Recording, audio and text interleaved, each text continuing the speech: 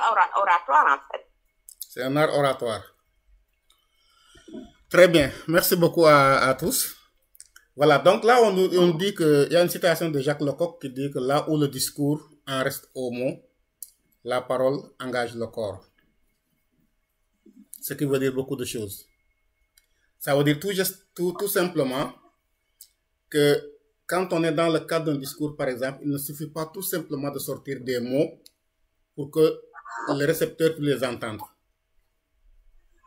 Parce que s'il ne s'agissait que de mots, je pense que tout le monde pourrait très facilement faire un discours, faire une conférence, faire une communication X ou Y. Mais c'est parce qu'au-delà des mots, il y a autre chose qui intervient et qui fait que notre prise de parole est concluante, que notre prise de parole est percutante. Et nous allons le voir tout au long de cette formation. Quand on est face à un public, nous devons nous rendre compte de quel rôle nous jouons, ou bien de quel rôle nous voulons jouer.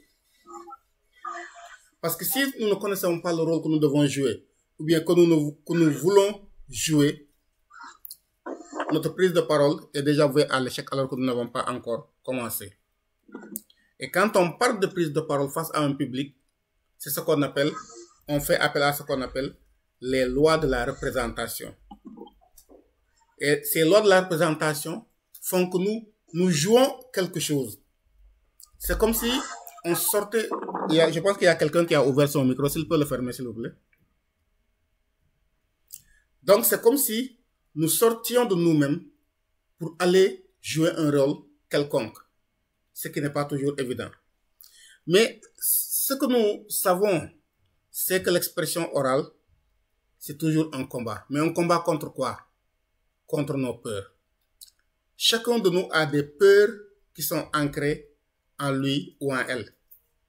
Et les recherches nous montrent qu'il y a même des peurs que nous avons bien avant notre naissance et que nous continuons à traîner aujourd'hui.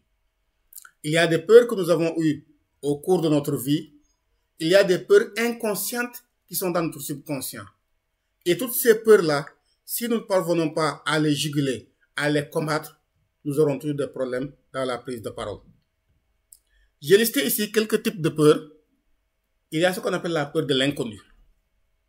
L'inconnu, c'est que quand on doit prendre la parole devant un public, on se jette, c'est comme si on se jetait dans la mer. On ne sait pas qui on va rencontrer. On ne sait pas de quelle étoffe ils sont ou elles sont faits. On ne sait pas quel genre de personnage nous aurons devant nous. On ne sait même pas la scène qui nous attend. On ne sait même pas qu'est-ce qui va se passer. Donc, est-ce que tous ces est-ce que font que, donc on a, naturellement, l'être humain a peur de l'inconnu parce qu'il ne sait pas ce qui va se passer et il ne maîtrise pas donc ce qui va arriver. La deuxième peur que nous avons, c'est un sentiment de terreur. Je pense que vous et moi, chacun de nous a une fois fait l'expérience d'une terrible terreur au moment où il s'apprête à prononcer un discours. Je prends juste cet exemple. Vous devez prononcer un discours devant un auditoire, quel qu'il soit, et vous avez terriblement peur que vous tremblez comme une feuille. Ou bien une fois sur le podium, vous commencez à trembler des pieds, ou bien à trembler des mains, ou bien la voix qui tremblote. Chacun de nous a eu une fois de sa vie peut-être à faire cette expérience. L'autre peur, c'est le désir de fuite. Il peut arriver qu'inconsciemment, quand on doit prendre la parole, qu'on désire au dernier moment de prendre la fuite. L'autre peur, c'est que on a peur d'avoir des trous de mémoire juste au moment où on doit prononcer un discours. Même si on a préparé, même si on a écrit quelque chose, il peut y arriver que malencontreusement, au moment du discours, au moment de la prise de parole, qu'on ait des trous de mémoire. On peut avoir peur de ne pas maîtriser le sujet. Et pourtant, on peut passer 1 mois, 2 mois, 1 semaine à préparer le sujet. On a tout vu, on a fait toutes les recherches nécessaires, on a bien écrit. Mais toujours, on a peur, on dit que est-ce que je vais maîtriser le sujet? Est-ce que je vais cerner correctement ce que je vais dire? Une des peurs les plus grandes maintenant, c'est la peur d'être jugé. Et là, tu te dis, tiens, qu'est-ce qu'ils vont penser de moi? Quelle est leur vision par rapport à moi? Le qu'en dira-t-on? C'est l'une des peurs les plus énormes et qui nous freine dans nos actions, notamment dans la prise de parole. Et enfin, on peut avoir une impression qu'on n'y arrivera jamais. Donc, il est nécessaire, si on veut faire une bonne prise de parole, de pouvoir maîtriser, je ne dirais même pas maîtriser, mais vaincre toutes ces peurs. C'est extrêmement important. Alors, est-ce que quelqu'un peut nous raconter une expérience, disons, malheureuse, où il devait prendre la parole, comment ça s'est passé et qu'est-ce qui s'est passé exactement?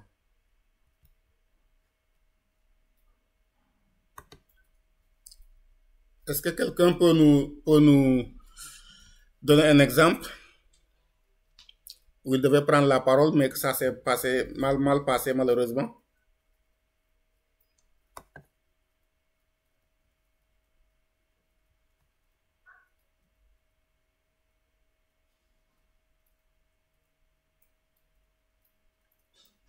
Personne? Ça veut dire que vous êtes de grands orateurs alors, on dirait.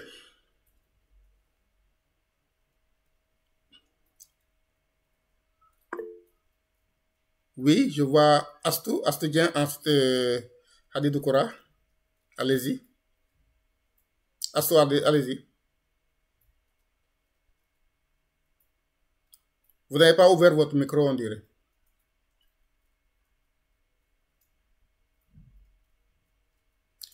Et en attendant que Astou règle son problème, Hadidou Koura, vous pouvez y aller. Voilà. Bonjour tout le monde, merci Benjaï, merci pour l'opportunité que vous nous offrez par rapport à cette formation de haute facture. Donc, par rapport à mon expérience, je dirais que même dans l'audience, j'aurais des témoins. J'ai une fois été victime lors d'une prise de parole en public, alors que je suis sûre que je suis spécialiste en ressources humaines et je suis spécialiste en communication. Je communique bien, j'anime des formations en RH et dans beaucoup de domaines des ressources humaines. Mais une fois, par rapport à un événement que j'ai organisé, une fois à l'international, j'ai même des témoins dans le groupe qui ont été témoins de l'événement. J'ai été victime peut-être du succès de l'événement. À la fin de l'événement, donc, ils m'ont demandé de prendre la parole pour remercier. Donc, je me suis rappelé, j'ai été tellement émotive, je me suis rappelé des moments difficiles que j'ai subis dans ma carrière. Comment je me suis forgée, je suis devenue leader féminin. Tout cela, en un poignée de secondes, j'ai fait ce tour d'horizon avant de prendre la parole. Donc, ça m'a un peu déstabilisé, ça m'a déséquilibré, j'ai pas trouvé mot. Et car moi, j'ai pas l'habitude de préparer mes discours à chaque fois que je tiens des discours, même lors des événements, des panels que j'ai eu à animer, je n'ai jamais pris un écritoire ou bien lire quoi que ce soit. Mais l'autre jour, j'étais carrément hors de moi-même. Je n'ai pas pu faire un sujet-verbe complément correct. C'est pas ce qui m'est arrivé. En tant que spécialiste RH et spécialiste de communication, on dira que les cordonniers sont les mal chaussés, comme dit le dicton. Voilà, c'est un peu ça. Je ne pourrais pas revenir sur le détail parce que ça me fait un peu... voilà. Mais il y en a qui sont dans cette audience et qui me sont témoins, qui ont été témoins à l'événement international. Ce n'était pas évident. J'ai été émotive de par beaucoup d'obstacles, beaucoup d'épreuves que j'ai subies et que j'ai réussi sur le plan parcours professionnel. Je n'en revenais pas vraiment. Très bien. En tout cas, merci encore, M. Ndiaye. Comment, pour la prochaine fois, je vais faire pour dans une situation, dans telle situation, pour s'en sortir. Très bien. Voilà, donc, merci. Merci beaucoup pour le témoignage. On y reviendra tout à l'heure. Astou Dieng.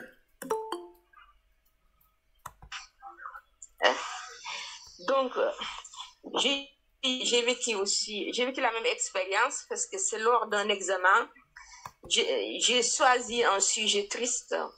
C'était je suis forte parce que j'ai été faible. Donc, le sujet était triste et il fallait parler de soi, comme l'a dit la dame qui vient de parler. Donc, j'étais émotive et j'étais dedans. Heureusement, j'avais mémorisé l'introduction et la chute. Mais j'ai oublié une bonne partie du discours. Et donc, il fallait parler pendant 5 minutes. Finalement, j'ai parlé pendant 2 minutes 29. Voilà. Ah oui. Et pourtant, à la répétition, j'étais bien et tout. Mais le jour de l'examen, je suis passée à côté. Je suis arrivée fatiguée, 3 heures d'embouteillage parce que j'habite Diamniadio. Il fallait passer l'examen à Dakar. Fatiguée, énervée. Donc, du coup, je suis passée à côté. Voilà. Donc, je pense que c'est les facteurs externes qui m'ont perturbée. Exact. Des facteurs externes, comme Madame Diop tout à l'heure également, c'était des facteurs externes. Voilà. Voilà, il fallait parler devant le jury et puis voilà. Je suis arrivée énervée, fatiguée. Voilà, et il fallait parler de soi. Il y a eu l'émotion et tout. Et le sujet était triste. Donc, tous les souvenirs défilaient. Finalement, j'ai parlé de l'introduction, une partie du discours et heureusement, j'avais mémorisé la chute, une phrase de Mandela qui m'a sauvée. En 2 minutes 29 au lieu de 5 minutes. Très bien. Merci beaucoup Astou. Je vois le doyen Lam qui est venu et qui vient de quitter tout à l'heure. Eric Sambou.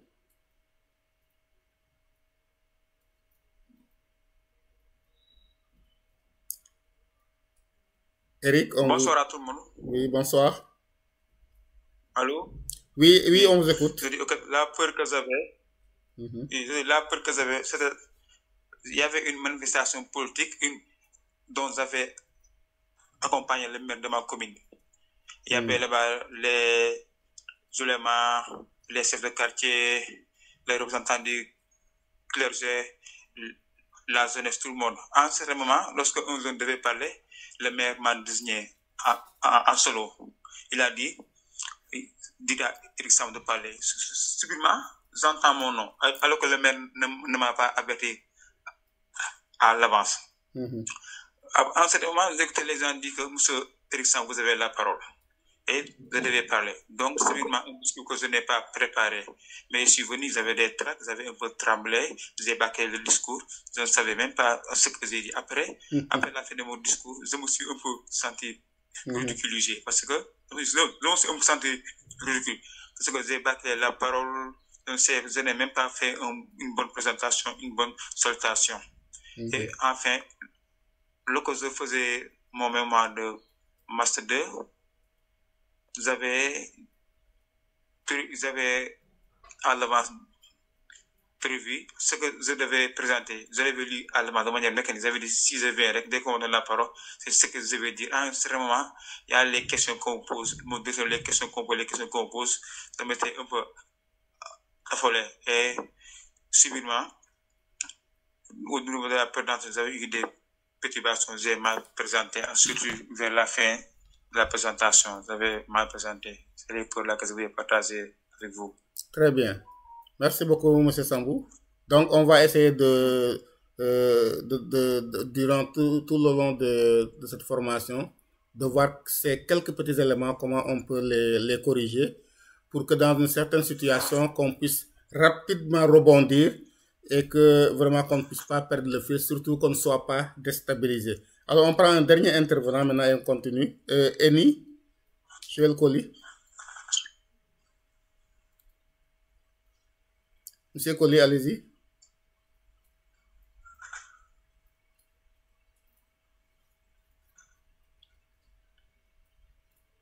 Joël, vous nous entendez?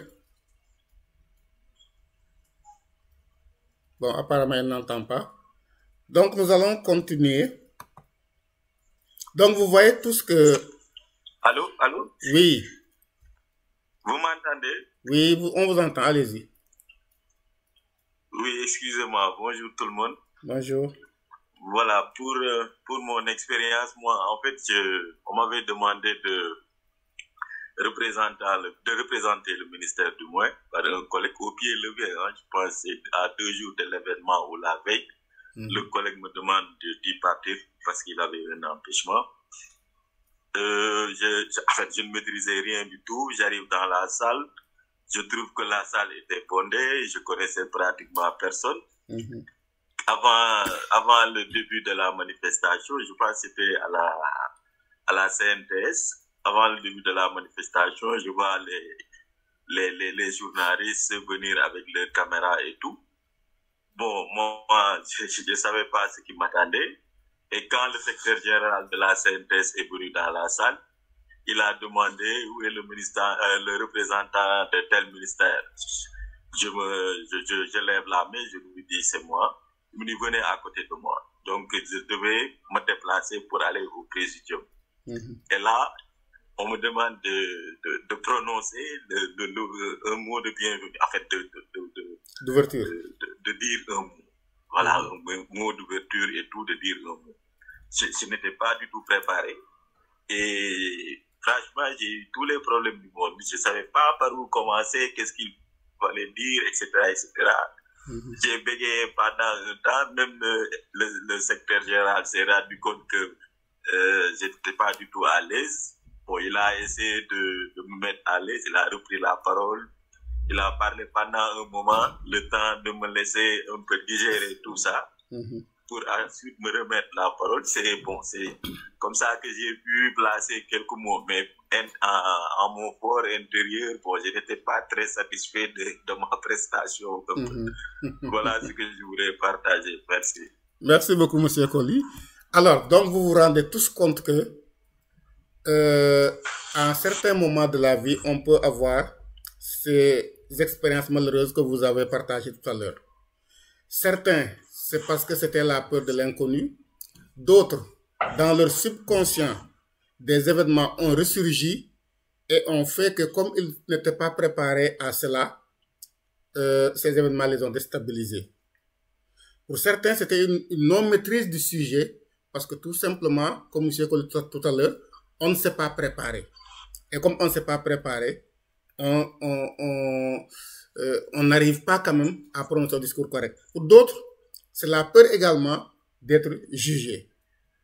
Alors tout cela pour dire simplement qu'il est très important quand on doit prononcer un discours, faire une conférence ou autre chose, donc une prise de parole en public, la préparation elle est extrêmement importante.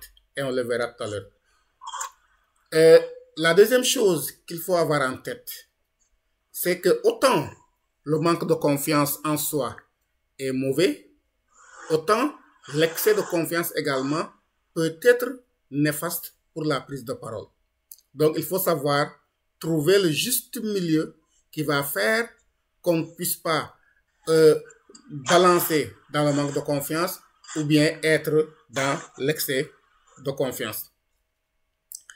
Et pour cela, nous devons fonctionner comme des sportifs de haut niveau. Que font les sportifs de haut niveau? En tout cas, moi, quand j'étais, quand je pratiquais carrément les arts martiaux, que je faisais des compétitions, je le faisais souvent. La veille d'un combat, je visualisais les combats que je devais faire. Donc, je me mettais dans la tête toutes les actions qui devaient arriver, du début à la fin du combat. C'est comme si je faisais passer un film dans ma tête. Je me disais, voici ce que je vais faire. Je donnerai tel coup, il donne un coup, etc. Donc vraiment, c'est comme si je faisais un scénario dans ma tête. Et là, tous les sportifs de haut niveau le font. Pourquoi ils le font? Parce que le subconscient est plus impacté par les images. Et ça, nous devons le savoir. Le subconscient est très impacté par les images. Il capte les images et fait en sorte que ces images se transforment dans la réalité. Dans la formation précédente sur la gestion du temps, je disais aux gens que nous sommes ce que nous croyons et nous sommes ce que nous pensons. Car en réalité, la pensée, c'est comme une vibration. Une vibration qui part de nous, que nous lançons dans le cosmos et qui va à la rencontre ou à la recherche d'autres vibrations. Et quand deux vibrations de même nature, c'est-à-dire positives par exemple ou négatives se rencontrent, elles retournent d'où elles sont venues pour pouvoir se matérialiser maintenant dans la vie de l'être humain. Et c'est pourquoi, à juste titre, en Wolof on dit wax ju bon dëkkul fa mu jëm mais fa mu jóge la dëkk. Parce que la pensée, c'est comme un ballon de tennis. Quand on le frappe sur un mur, elle rebondit et elle revient à nous avec encore beaucoup plus de force. D'où donc la nécessité de pouvoir maîtriser nos pensées, mais surtout de pouvoir mettre des images, par exemple quand on doit faire une prise de parole dans notre subconscient. Nous allons également nous servir du conscient pour construire les images. Donc quand on se sert du conscient, nous sommes conscients des images que nous construisons nous-mêmes, ces images seront envoyées au subconscient. Et sans nous en rendre compte, nous nous servons tout le temps, inconsciemment, en permanence, de la visualisation. Mais on ne s'en rend pas compte. Et, par exemple, quand on rêve, quand je parle de rêve, je veux nommer, quand on dort et qu'on fasse un rêve, ce sont des images qui défilent, des milliers et des milliers d'images qui défilent. Mais nous n'avons pas souvent la maîtrise, donc, ou la mainmise sur ces images. Et pourtant, elles défilent dans notre subconscient. Chaque fois que le subconscient a accepté quelque chose comme normal, il le manifeste sans effort. Et ça, tous ceux qui font du coaching le savent. Et c'est pourquoi dans certains moments, on demande, on accompagne la personne en lui faisant faire des représentations d'images dans son subconscient et qui vont, dans un autre degré, pouvoir lui permettre de pouvoir réaliser ce qu'il fait. Mais bon, ça, c'est un autre domaine. On ne va pas s'éterniser là-dessus. Donc, la visualisation mentale à la veille de la prise de parole est extrêmement important. Il y a un grand écrivain qui s'appelle Timothy Gallwey qui disait que dans son livre Tennis et concentration, il disait que pour apprendre, c'est beaucoup mieux de se mettre une image mentale de ce que nous voulons plutôt que de dire des mots qui vont saturer notre conscient. Donc, pour lui, et ça, il l'a expérimenté, il l'a testé en faisant des enquêtes, des recherches, surtout dans le monde du tennis, il s'est rendu compte qu'en faisant des représentations mentales, en faisant une carte mentale dans notre conscient, et que ceci soit en mode subconscient, on a beaucoup plus de chances de réussir ce que nous voulons faire, d'atteindre nos objectifs qu'en mettant des mots dans notre conscient. Parce que, selon lui, les mots que nous envoyons à notre conscient ne font que le submerger et ne nous permettent pas réellement d'atteindre ce que nous voulons atteindre. Donc, d'où l'importance vraiment de la visualisation. Est-ce que mon écran il est visible toujours? Oui. Ok. Voilà donc. Oui, visible, mais si vous pouvez zoomer plus, c'est bien. Ah, ok, d'accord. Là, c'est bon? C'est bon, continue. Ok. Donc, nous avons donc l'objectif que nous visons ici dans la visualisation, c'est de plonger donc notre système nerveux en onde alpha. Il y a ce qu'on appelle les ondes alpha, les ondes bêta, les ondes theta, etc., qui nous permettent à un certain moment de faire une synchronisation donc des deux hémisphères de notre cerveau, donc l'hémisphère gauche et l'hémisphère sud. Parce que tant que nos deux hémisphères ne sont pas synchronisés, nous allons souvent dans la déperdition mentale, entre guillemets. Donc, tel qu'on l'a représenté dans l'image que vous voyez, quand on n'est pas synchronisé, vous voyez bien les deux hémisphères tels qu'ils sont, comme ils sont séparés. Quand il n'y a pas synchronisation, donc on a le cerveau qui fonctionne d'une manière vraiment incohérente, désordonnée. Et là, le processus de pensée est limité. Et quand le processus de pensée est limité, vous convenez bien avec moi qu'on ne peut pas prononcer quand même un discours qui est cohérent. Alors que lorsque les deux hémisphères sont synchronisés, on a une cohérence vraiment maximale du travail hémisphérique. Donc, on a notre potentiel qui est élevé et là, nous pourrons prononcer un discours correct. Alors, l'hémisphère gauche, c'est celui qui est à côté, du côté droit de notre corps. Et l'hémisphère droit, c'est celui qui est du côté gauche de notre corps. Donc, chaque hémisphère a un rôle qu'il joue.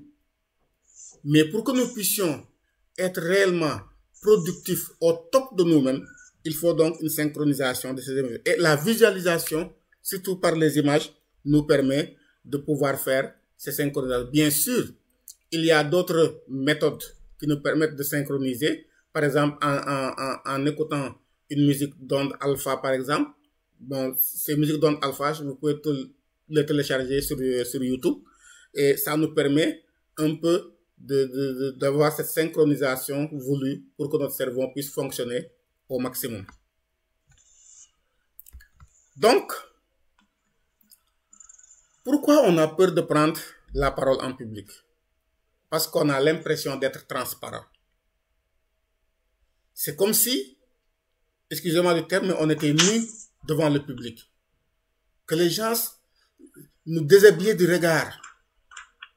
Que les gens rentraient dans notre esprit. Ils savaient ce que nous pensons. Cette impression d'être transparent fait que nous avons la peur de prendre la parole en public.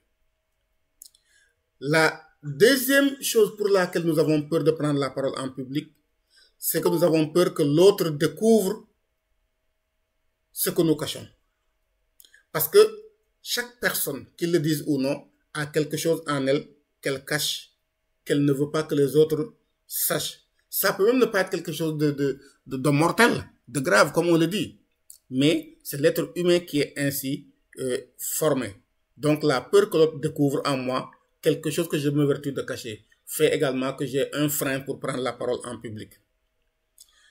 Troisième chose, c'est la peur que l'autre découvre mon secret. Ce que je suis, le plus souvent, peut ne pas être ce que je montre. Et chaque personne a en soi un jardin secret qui fait que la plupart du temps, il y a des choses que nous cachons, que nous ne voulons pas que les autres puissent savoir. Et le simple fait de penser que la personne ou le public que j'ai devant moi peut découvrir ce petit secret que je cache, donc, fait que j'ai peur de prendre cette parole en public. L'éloquence, on en parle souvent. On dit que l'éloquence n'est pas un don. Est-ce que vous êtes d'accord? Quand on dit que l'éloquence n'est pas un don, est-ce que vous êtes d'accord?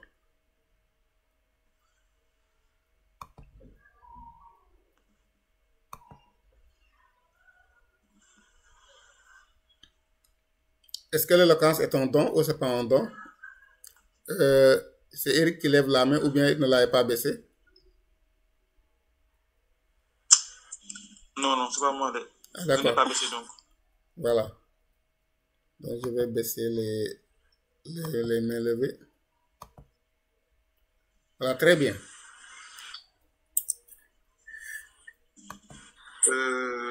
Oui.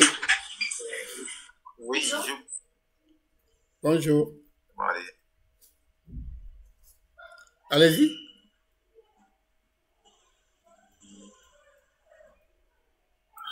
Je croyais que l'autre voulait intervenir. En fait, à mon avis, l'éloquence n'est pas un don. Bon, ça me rappelle un peu quand on dit qu'on ne naît pas orateur, disait Cicéron. À mon avis, c'est en forgeant qu'on devient forgeron. Hein. Ça veut dire que donc, à tout moment, on peut être éloquent. C'est-à-dire, ça veut dire que Parfois, on peut être éloquent. Parfois aussi, on peut ne pas l'être. Oui, bon, en tout cas, peut-être je parle pour mon cas. Dans certaines circonstances, je suis très à l'aise. Par contre, dans d'autres circonstances, je vois que peut-être quand je fais une auto-évaluation, je me rends compte que peut-être la prise de parole, en réalité, n'a pas été aussi intéressante. Ça veut dire que donc, autant l'éloquence n'est pas un don, autant ce n'est pas quelque chose d'acquis définitivement. Effectivement, c'est ça que je voulais dire. Très bien. Alors, effectivement, l'éloquence n'est pas un don. Pourquoi l'éloquence n'est pas un don? Parce que tout simplement, quand vous voulez faire une conférence, prendre la parole en réunion, faire une présentation client, par exemple, pour les marketeurs, faire même une réunion de famille, il y a des centaines de façons de le faire. Donc, on ne peut pas dire qu'il n'y a qu'une seule façon de faire une réunion. Il n'y a qu'une seule façon de faire une conférence. Non, il y a des centaines de façons de le faire. Ce qui est important, c'est de trouver votre identité. De ne pas dire tout simplement que je fais comme monsieur tout le monde. Je fais comme les autres font. Non, parce que vous avez votre identité propre. Vous avez vos traits de caractère. Vous avez vos talents. Vous avez vos faiblesses. Vous avez vos zones de confort, etc., etc. Donc, tout cela fait que vous êtes une personne unique en votre genre. Et étant une personne unique en votre genre, quand vous devez prendre la parole, vous devez marquer votre identité. Mais pour marquer votre identité, il faut que vous puissiez trouver votre identité. D'où l'importance de cette connaissance de soi. On ne peut pas prendre la parole correctement, faire un bon discours, si on ne se connaît pas soi-même. La connaissance de soi est le premier pas vers la réussite, dit-on. Donc, troisièmement, ne tuez pas la spontanéité et l'humanité. C'est bon de se préparer, c'est vrai. Mais il peut arriver qu'à un certain moment, devant un auditoire, vous avez écrit peut-être même 5 pages, mais vous décidez de mettre de côté ce que vous avez écrit et de parler spontanément. De laisser votre humanité parler à l'humain. Donc, ne tuez pas la spontanéité. Ça veut dire que c'est à vous donc de trouver l'approche qui vous convient. Même si par ailleurs, on pourra vous donner quelques techniques. Vous devez faire ceci pour telle chose, pour telle partie, faites ceci. Mais ceci va juste venir s'ajouter à votre expérience personnelle et vous permettre de trouver maintenant votre propre approche qui va vous convenir. Parce que tout le reste n'est que technique, c'est vrai. Mais comme on dit souvent, trop de technique tue la technique. C'est bon d'avoir une technique. Mais à force d'avoir trop de technique, finalement cette technique va mourir. Oui? Oui? Oui, juste une petite question. Hein? Oui, allez-y. Par rapport à ce que vous venez de dire, ne tuez pas la spontanéité. Est-ce à dire que, en fait, dans une prise de parole, on peut parfois se permettre d'improviser. Parce que ça arrive, hein? Je pense que M. Colli l'a dit tout à l'heure, parfois, on est amené à représenter l'autorité. Oui.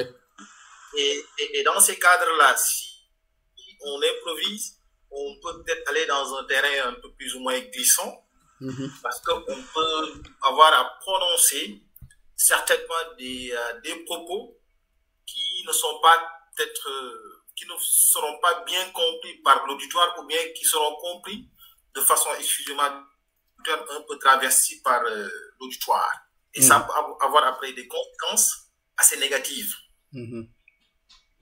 Effectivement, vous avez raison. Mais il faut faire la différence entre la spontanéité et l'improvisation. Et je disais à l'entame de mon propos que la préparation, elle est fondamentale, elle est importante. Quelle que soit le type de prise de parole que nous devons faire. Tant qu'on peut le faire, il faut se préparer à l'avance avant de parler. Et c'est pourquoi d'ailleurs je parlais de visualisation tout à l'heure. Maintenant, il peut y arriver que vous vous prépariez et que vous veniez devant l'auditoire. Vous êtes en train de parler, mais vous vous rendez compte qu'il y a un autre élément, par exemple, dans l'auditoire, qui fait que ce que vous dites, par exemple, n'est pas bien perçu par votre auditoire. Ou bien il y a un élément que vous sentez que si vous l'utilisez, votre message sera bien perçu. Donc cette spontanéité maintenant, vous puisez les éléments en vous. Il m'est arrivé moi de devoir faire une conférence et je m'étais bien préparé quand même. J'ai tout écrit. Mais arrivé devant l'auditoire, je me suis rendu compte que 99% presque des femmes, des auditoires étaient des femmes. Et je me suis dit, tiens, je pense que mon discours aujourd'hui peut-être pourrait passer plus pour des hommes ou bien pour un auditoire mixte, mais pour un auditoire presque à 100% de femmes, ça risque de poser problème. Et là, la spontanéité, c'était de voir dans l'auditoire. Déjà, j'avais séquencé l'auditoire pour savoir c'est quel type d'auditoire. Et ça m'avait permis de puiser en moi des éléments qui puissent permettre, c'est-à-dire, j'avais écouté mon instinct. C'est justement ce que j'ai recherché. Être spontané, c'est écouter son instinct dans certaines circonstances. Maintenant, comme vous l'avez dit, souvent, quand on improvise, on peut se fourvoyer. L'improvisation n'est pas mauvaise en soi, mais il faut la contrôler. Parce que si vous ne la contrôlez pas, vous pouvez dire ou faire des choses qui ne sied pas à la situation. C'est bon? Oui. Voilà. Merci, c'est clair, merci. Très bien. J'aime bien ce gars que vous voyez donc sur la photo. Julian Trésor. Un grand orateur. Et lui, c'est lui qui a théorisé les 7 péchés capitaux dans la parole. Et le premier péché, selon lui, ce sont les commérages. Bonsoir, professeur. Bonsoir. J'ai l'impression que, en tout cas, moi, j'ai pas cette image. Hein. Je ne sais pas si c'est le cas pour les autres. On n'a pas l'image. On n'a pas l'image. Là, c'est bon. C'est bon maintenant? Oui, c'est bon. J'ai comme l'impression quand je fais le mode diaporama, vous ne voyez pas. Je vais réessayer pour voir. C'est bon?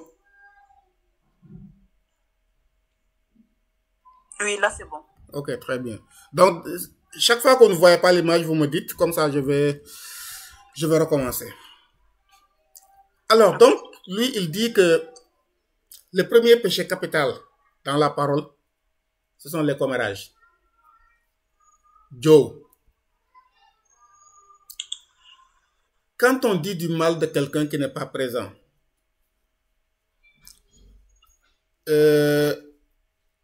nous sommes en train de tuer la parole en nous sans le savoir.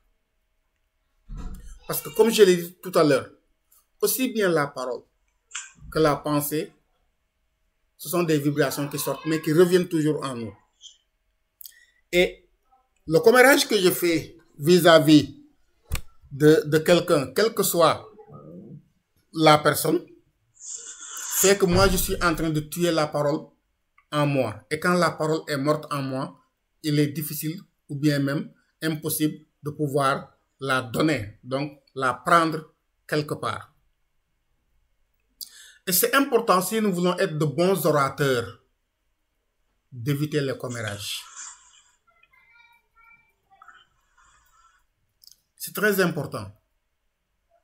Parce que les commérages que nous faisons impactent notre inconscient. Et quand ça impacte notre inconscient, forcément, il y a une corrélation avec le subconscient qui fait que ce que nous sommes en train de dire se répercute en nous. L'être humain n'est pas seulement 1 plus 1 égale 2. Et ça, je le dis souvent aux gens. Au-delà de 1 plus 1 égale 2, l'être humain est très complexe. La deuxième chose, le deuxième péché capital, c'est le jugement. Le jugement. Vous savez, c'est très difficile quand on est en face de quelqu'un et qu'on se dise que, et qu'on soit conscient même qu'il est en train de me juger. Et maintenant, si je sais qu'il est en train de me juger négativement, ça devient encore beaucoup plus difficile pour moi. Et en se sentant jugé, on sent en nous, en profondeur, qu'on n'est pas à la hauteur. Ou bien, on pense qu'on ne va pas se trouver à la hauteur. Donc, autant nous devons éviter de juger les gens, autant nous devons faire en sorte de ne pas sentir ce jugement des gens sur nous. L'œil externe, ce que les gens pensent de nous, ce qu'ils disent de nous, on ne doit pas laisser la porte ouverte jusqu'à ce que nous impacte et nous empêche vraiment d'être nous-mêmes. La négativité, on ne peut rien faire dans la négativité. Et il y a des personnes qui sont tout le temps négatives. Quand on parle avec une personne négative, on ne peut pas faire un discours cohérent. Et quand on est en face d'un auditoire négatif, on ne peut pas faire un discours cohérent. Et c'est pourquoi c'est important de détecter quel type d'auditoire vous avez. Est-ce que c'est un auditoire réceptif qui écoute, qui prend mon message? Ou bien c'est un auditoire répulsif? Parce que si vous ne pouvez pas détecter ces signaux, vous êtes déjà passé à côté. Et certaines personnes, plus elles avancent en âge, plus elles deviennent désagréables, négatives. Par contre, il y a des personnes très âgées qui sont très positives et il y a des personnes qui sont très jeunes, très négatives. C'est ce que Krishnamurti disait en parlant de la responsabilité pleine et entière. Et Krishnamurti nous dit que tout ce qui arrive à l'être humain a une part de responsabilité là-dedans. Mais l'homme a tendance, surtout quand on est négatif, à dire c'est la responsabilité des autres. Mais moi, en tant que tel, ce qui m'arrive, c'est quoi ma responsabilité? Donc, acceptons ce qui nous arrive. Acceptons notre responsabilité là-dedans. Et maintenant, faisons face aux personnes qui sont négatives.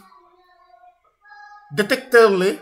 C'est ça qui va nous permettre de pouvoir faire passer notre message. Quatrième péché, ce sont les plaintes. Ça, c'est l'art national du Sénégal. Notre sport national, ce sont les plaintes. On se plaint de tout. Il fait chaud, on se plaint. Il fait froid, on se plaint. Les prix grimpent, on se plaint. Les prix baissent, on n'a pas assez baissé, on se plaint. On se plaint de tout et de rien, ce qui fait que finalement, tout ceci se propage dans notre bonheur. Parce que quand on passe le temps à se plaindre, on a ce qu'on appelle une attitude de gibier et non une attitude de chasseur. Et celui qui doit prononcer un discours qui a une attitude de gibier, il ne va pas arriver à prendre la parole correctement. Parce que le gibier, qu'est-ce qu'il fait? Il passe tout son temps à fuir dans la forêt. Il fuit le chasseur. Il ne prend pas ses responsabilités. Il se cache tout le temps. Donc, devant un auditoire, ayez cette attitude de gagnant, cette attitude de chasseur pour pouvoir vous en sortir. Les excuses. Prendre la parole devant quelqu'un qui s'excuse tout le temps également est une véritable gageure. Parce que certaines personnes ont ce qu'on appelle un lance-blâme. Dès que vous parlez, ils commencent à vous blâmer. Ils s'excusent tout le temps.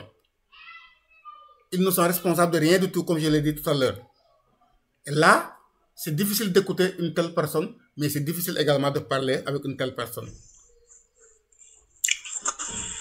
Le sixième péché, c'est l'exagération. Il faut être dans la modération. Il faut prendre le juste milieu. Donc, quand on exagère, on en arrive à un moment où notre discours n'est plus perçu parce qu'on en dit trop. Et on verra tout à l'heure que il y a ce qu'on appelle l'honnêteté qui est important dans un discours, dans une prise de parole. Donc vraiment, pas d'exagération. Et enfin, le dogmatisme. On parle de dogmatisme quand il y a une confusion des faits avec les opinions. Parce que les faits, c'est ce qui s'est réellement passé. Les opinions maintenant, c'est ce que nous pensons de ce qui s'est passé. Et quand on confond les faits et les opinions, il y a quelqu'un qui a ouvert son micro là. Donc quand on confond du moins les faits avec les opinions, soit les gens ne vous écoutent pas, ou bien ils vont tout simplement semblant de vous écouter. C'est la même chose quand quelqu'un, au lieu de parler des faits, passe tout son temps à vous bombarder de ses opinions. À un certain moment, vous n'allez plus l'écouter. Donc, ces 7 péchés capitaux sont véritablement des choses à éviter. Il y a ce qu'on appelle maintenant le hel. Ce sont les 4 pierres angulaires de la parole. Je le disais tout à l'heure, l'honnêteté. Quand on parle devant un auditoire, quand on fait une conférence, quand on fait un discours, quand on fait, je sais pas, une prise de parole pour une remise de médaille, il faut parler avec sincérité, être direct et clair. Donc, il faut parler avec sincérité, être direct et clair. C'est important. Parce que quand on n'est pas sincère, automatiquement les gens le détectent.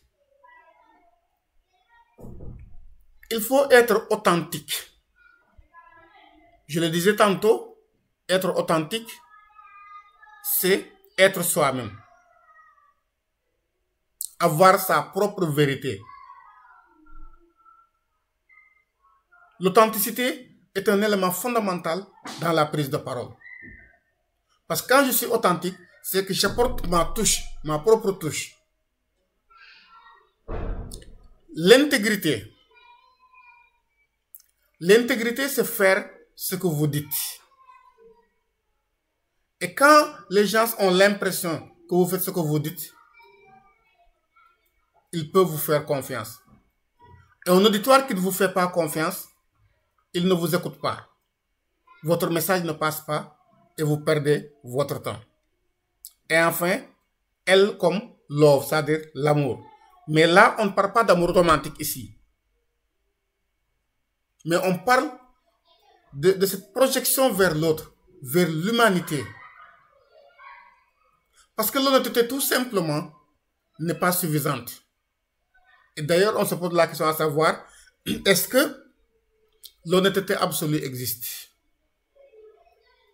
Donc, pour que cette honnêteté soit profitable à notre discours, il faut une bonne dose d'amour du prochain. Deuxièmement, pourquoi cet amour est important? Parce que des fois, l'honnêteté en elle-même n'est même pas nécessaire ipso facto. Mais quand l'honnêteté est modérée par l'amour, ça devient quelque chose de transportant, quelque chose qui peut nous permettre de capter l'attention. Alors, pour récapituler, quand on prend un discours, soyons honnêtes, soyons authentiques, soyons intègres, n'inventons rien du tout.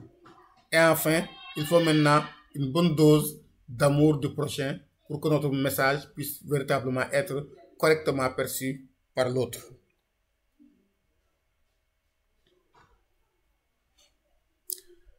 Nous en arrivons maintenant à des éléments très importants, donc, qu'on a appelé la boîte à outils.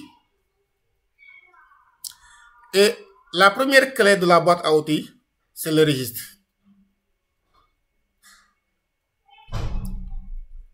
Quand je dis, bon, je suis en train de parler, est-ce que vous m'entendez? Est-ce que vous avez entendu ce que j'ai dit?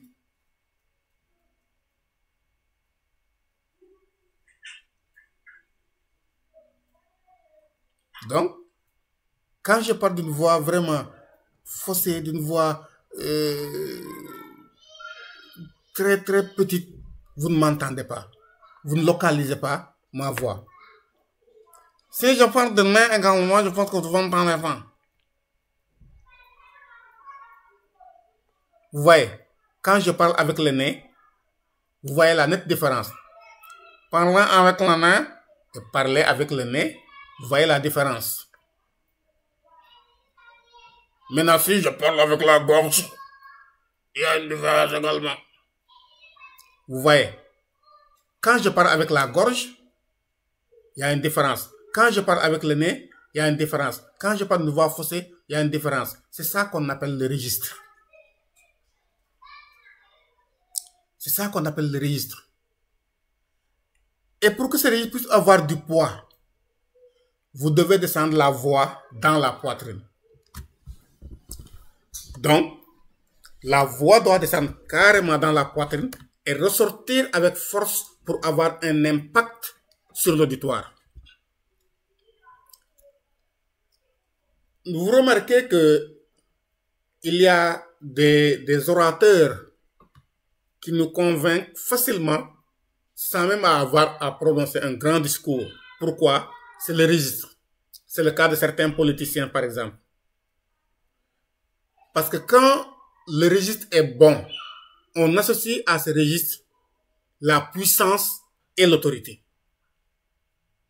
Quand une voix a un registre, un très bon registre, on y associe puissance et autorité et on est écouté. Donc, il va falloir vous entraîner à cela. Je ne parle pas seulement de voix grave, mais faites ressortir votre voix de la poitrine, pas de la gorge. Quand on parle de la gorge, c'est comme quand on dit ne faites pas de la gorge. Ça, c'est la gorge. Personne ne vous écoute. Quand vous parlez avec le nez, quand vous nasillez, donc quand vous nasillez, les gens ne vont pas vous comprendre. Vous voyez bien la différence. Par contre, maintenant, quand la voix sort de la poitrine avec un bon registre, un bon timbre, là, vous accrochez. Est-ce qu'on se comprend jusque-là?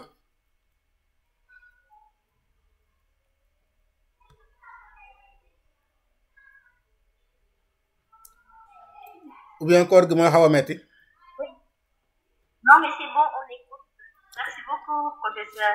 Ok, très bien. Voilà, maintenant on en vient au timbre. Le timbre, c'est la sensation que donne votre voix. Ah, apparemment, il y a quelqu'un qui entre. Je vais voir ça.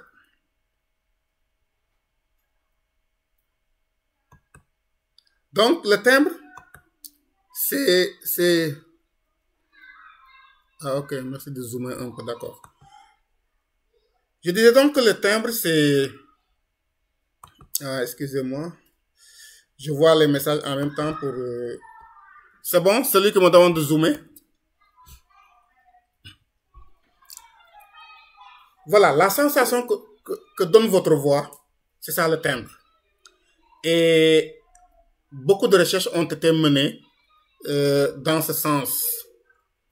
Et les résultats des recherches nous montrent que nous préférons les voix qui sont riches, les voix douces, chaudes, comme le chocolat chaud.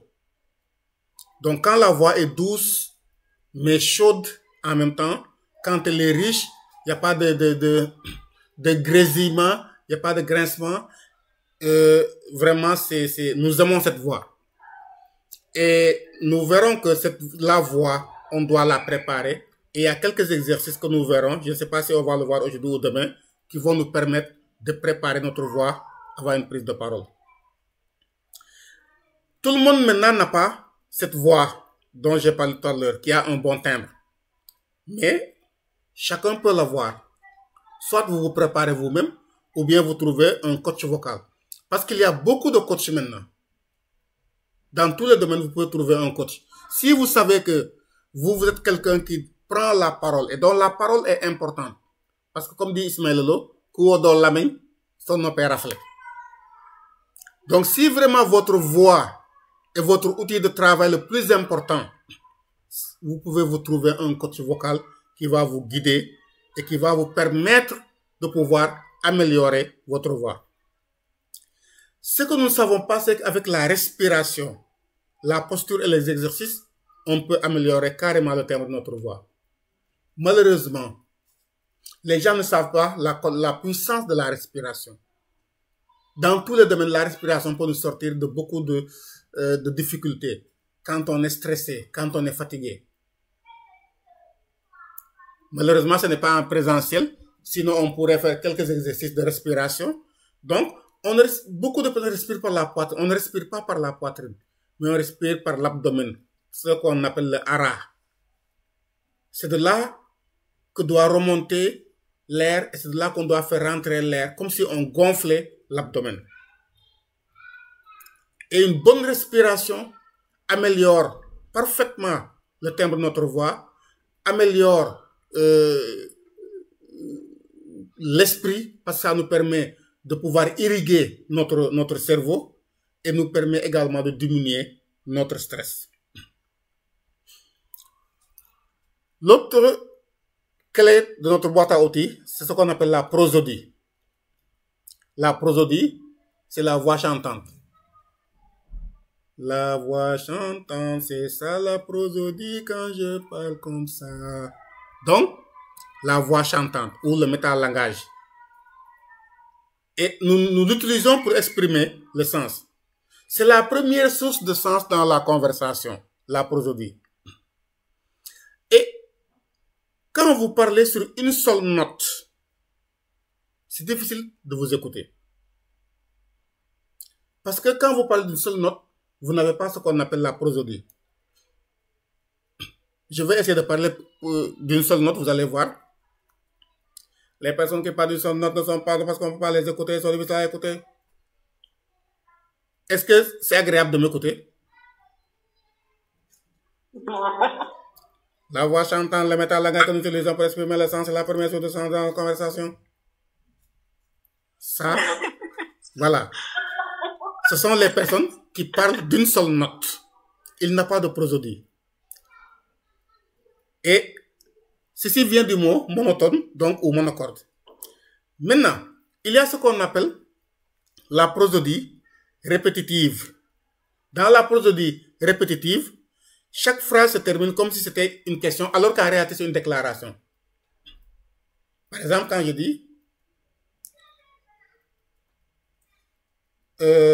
bon, je vais lire tout ce qui est devant moi en utilisant la prosodie répétitive. C'est la voix chantante, le métalangage que nous utilisons pour exprimer le sens. Je répète, c'est la voix chantante, le métalangage que nous utilisons pour exprimer le sens. Vous avez l'impression que c'est une question. Alors que ce n'est pas une question. C'est une affirmation. C'est la voix chantante, le métalangage que nous utilisons pour exprimer le sens. Vous voyez la grande différence qu'il y a entre les deux. Donc, évitez donc la prosodie répétitive. Parce que quand vous le faites, surtout devant un auditoire, les gens vont penser que vous posez des questions.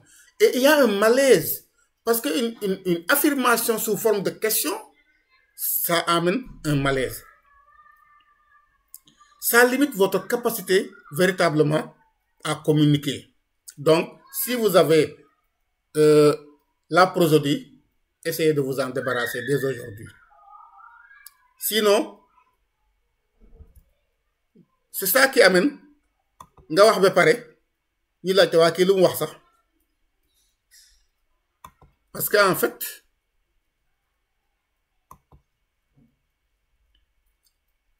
en fait les gens ne savent pas ce que tu as dit parce que tu as utilisé la prosodie. Une autre clé importante, la cadence. La cadence de la voix. Un très bon texte, si on le lit sans cadence, personne ne vous écoute. Personne ne vous comprend. Donc, quand il y a une cadence, on accélère des fois, on diminue des fois, on marque des points de silence. Je prends un exemple en lisant ce qui est devant moi. Je peux devenir enthousiaste quand je parle vite, très vite, ou je peux ralentir radicalement pour souligner. Et à la fin, bien sûr, c'est notre vieil ami le silence. Vous avez vu le silence que j'ai utilisé. Et quand j'utilise le silence, et des fois, le silence, il faut l'utiliser le plus souvent parce que ça permet aux personnes de vous les forcer à vous écouter. Baisser la voix également force les gens à vous écouter. Par exemple, vous êtes en train de parler très vite. Je parle très vite, je parle très fort comme ça et les gens sont en train de bavarder. Alors, je diminue ma voix. Quand je diminue ma voix, forcément, les gens vont écouter. Ça, c'est une technique extrêmement intéressante. Donc, arrivé à un certain moment, vous diminuez carrément le ton de votre voix. Vous diminuez non seulement le ton, mais vous usez également de silence. Le silence n'est pas toujours un silence. Ça permet de capter l'attention. Ça permet également de susciter la curiosité de l'auditoire. Maintenant, il ne faut pas utiliser des silences creux. C'est-à-dire, quand un silence creux, c'est un silence qu'on utilise là où on ne devrait pas l'utiliser. Mais, si vous sentez que vous montez en puissance dans la cadence de votre prise de parole, vous pouvez user des silences un peu pour faire revenir les gens et accentuer l'attention qu'ils avaient envers vous. Et si maintenant c'est un auditoire qui est trop bavard, vous diminuez carrément le timbre de votre voix. Et là, vous allez les forcer à vous écouter. C'est des techniques très simples, mais qui sont très efficaces. Maintenant, le ton accompagne souvent la cadence pour indiquer l'excitation. Donc, il y a le ton. La cadence est différente du ton. La cadence, c'est quand on parle trop vite, trop fast, etc. Le ton, maintenant, c'est comme si on surfait sur une vague. C'est en termes de débit. Par exemple, quand je dis « Où as-tu laissé mes clés ?» C'est différent de « Où as-tu laissé mes clés ?» Où as-tu laissé mes clés? Où as-tu laissé mes clés? Donc, vous voyez la différence. Donc, c'est en termes de débit qu'on raisonne ici. Alors, donc, ces éléments sont extrêmement importants. Si vous ne les maîtrisez pas, vous avez des problèmes pour tenir devant un auditoire. Donc, quand on récapitule, c'est le ton, la cadence, la prosodie, le timbre et le registre. Donc, ces 4 éléments sont importants. Et nous avons maintenant le volume. Le volume, c'est quand je parle très fort ou trop fort. Attention, vous devez maîtriser le volume de votre voix. Et pour cela, vous devez savoir le lieu dans lequel vous êtes. Quel doit être le volume de votre voix? Si c'est dans un lieu carrément fermé, vous n'avez pas besoin d'utiliser un volume trop fort. Mais si c'est en plein air, vous avez besoin de parler beaucoup plus fort pour que les gens puissent vous entendre parce qu'il y a une déperdition des ondes de votre voix quand on est en plein air. Le volume que vous devez avoir quand on parle de vive voix ne doit pas être le même que le volume qu'on doit avoir quand on parle avec un micro parce qu'on a un amplificateur de voix. Le micro, c'est un amplificateur de voix. Donc, il faut donc doser votre volume. Parler des fois fort, parler des fois moins fort. Ne pas faire ce qu'on appelle la condiffusion. La condiffusion, c'est vraiment quand vous imposez votre voix aux autres. Arrêtez. Non. Quand vous imposez votre voix aux autres, vous devenez à la limite désagréable.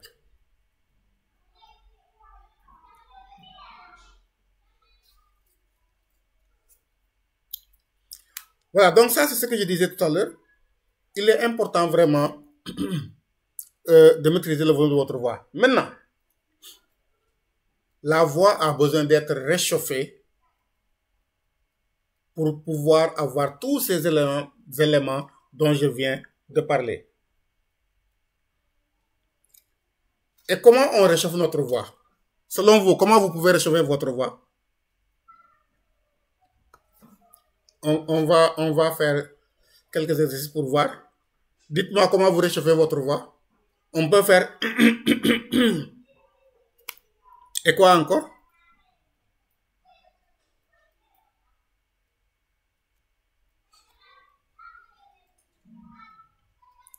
Ou bien vous ne réchauffez pas vos voix avant de parler?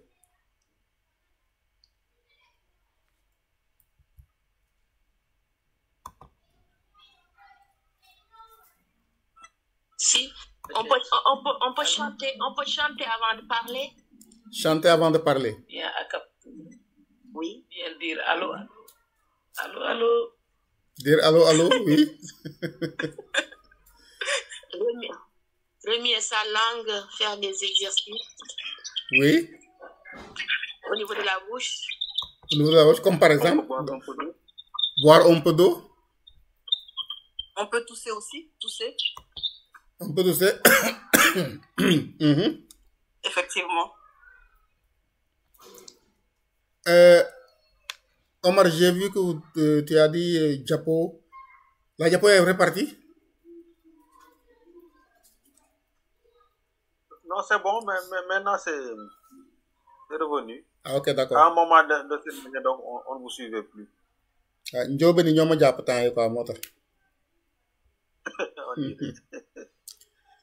Voilà, voici maintenant 7 exercices vocaux pour échauffer sa voix. Bon, comme de Ganwar, je ne vais pas vous demander de vous lever et de faire l'exercice. Mais bon, on va commenter.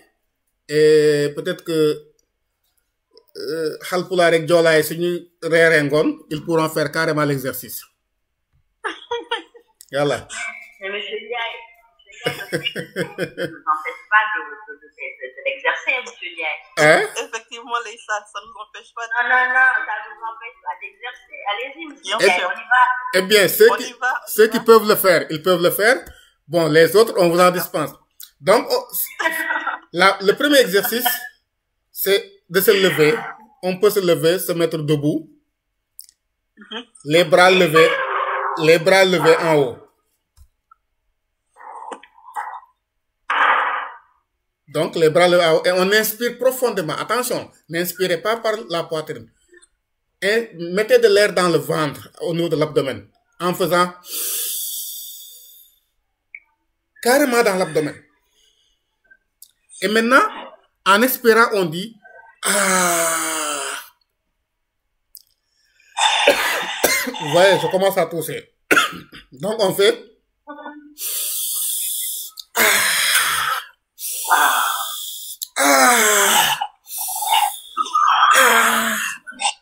Voilà, très bien. Maintenant, on échauffe maintenant nos lèvres. C'est le deuxième échauffement. Pour échauffer les lèvres, on dit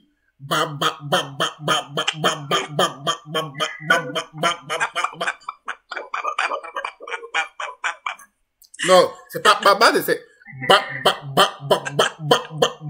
Donc les deux lèvres doivent se toucher carrément. Parce que quand tu dis c'est autre chose.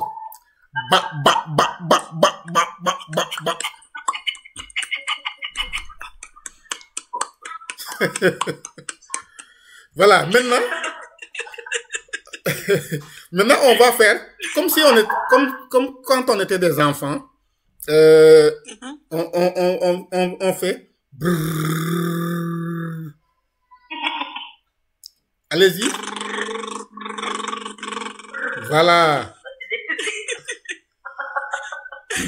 Et vous verrez quand vous allez terminer l'exercice que ça échauffe vraiment la voix. Maintenant, nous allons échauffer maintenant la langue par exagération en disant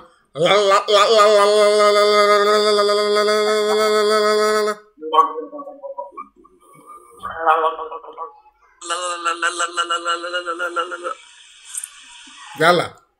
Et ensuite, on roule le R. Voilà.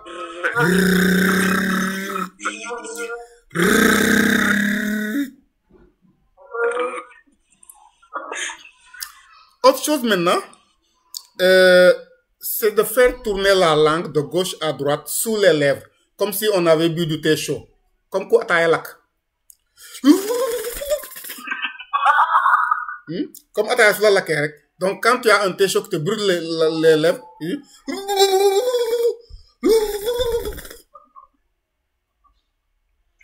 maintenant, le dernier, c'est ce qu'on appelle la sirène. On passe de oui à o. Donc, oui en haut et o en bas. Et on dit oui, oh, oui, oh, oui, oh, oui, oh.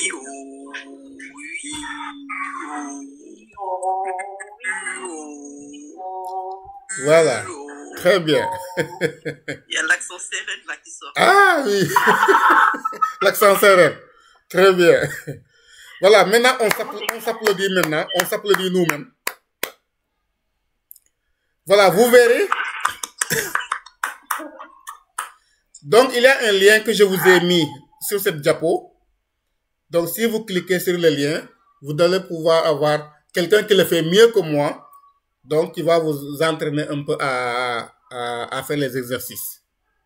Donc, je vous envoie de toute façon le document. Et vous pourrez toujours cliquer sur le lien et continuer à faire les exercices. Mais ça, c'est juste des exercices qui nous permettent de préparer notre voix avant une prise de parole. Monsieur Ndiaye? Oui, question? Oui, je n'ai pas très bien saisi. Je disais, cet exercice, c'est à faire avant de se rendre, par exemple, si on est sûr, par exemple, qu'on pourrait être invité quelque part ou à une réunion, on le fasse avant de se rendre sur les lieux, ou c'est parce que ça, c'est pas possible de le faire sur les lieux. Donc, ça veut dire qu'il faut tout le temps s'entraîner hors cadre. Oui. Est-ce que vous me comprenez? Je comprends très bien. Donc, maintenant, là, c'est à vous de juger selon les circonstances. Bon, si par exemple, vous savez que là où vous allez, vous n'avez vraiment pas un lieu idéal pour pouvoir cet exercice, peut-être 15 minutes avant de partir, faites-le chez vous. Faites-le chez vous. Maintenant, si vous êtes vous allez dans un lieu maintenant, par exemple, où il y a des vestiaires, par exemple, et que vous pourrez le faire dans les vestiaires sans être dérangé, là, vous pouvez attendre d'aller sur les lieux et juste au moment avant, peut-être 5 minutes avant d'entrer en scène, vous pouvez le faire. Donc là, vraiment, c'est à vous de juger parce qu'également, il ne faut pas être désagréable. Parce qu'on ne peut pas aller devant un public également et faire certains exercices. Donc, si le lieu ne s'y prête pas, vous pouvez le faire avant chez vous, donc avant de partir. C'est bon? Oui, c'est bon. Merci. Ok. Alors, nous allons voir maintenant quelques types. Je reviendrai sur ces outils, notamment comment faire pour maîtriser son trac quand on est devant un public, ou bien même avant de rencontrer un public, quelles sont les astuces à utiliser. Mais je voudrais avant cela revoir d'abord quelques grandes masses de prise de parole que nous que nous utilisons souvent.